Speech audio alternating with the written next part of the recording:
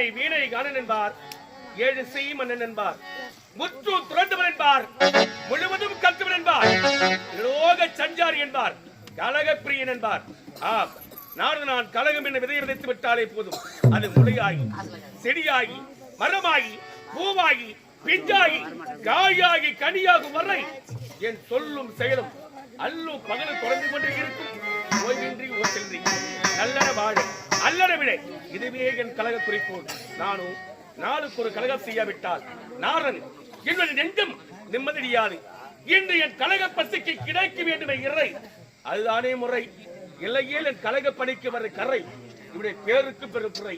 அதிகாலையிலிருந்து ஜபதேவ நியமனத்தில் முடித்துக் கொண்டு உலகம் சென்று மூச்சுடைய தரிசனத்தை பெற்றி, ஆனால் எங்கு சென்ற போதிலும் இவருடைய கழகத்திற்கு வழி என்பதை கிடைக்கவில்லை.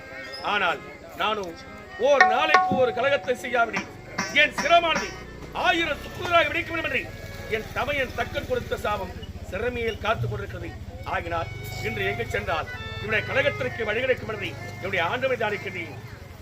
அறிவோம் நமோ நாராயணாய நமகே, அறிவோம் நமோ நாராயணாய நமகே, அறிவோம் நமோ நாராயணாய நமகே.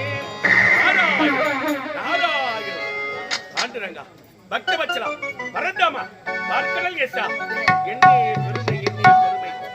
கலகமே கிடைக்கவில்லை என்று மன வருத்தத்தோடு இருந்தேன். ஆனால் சரியான கலகம் எடுத்து விட்டது.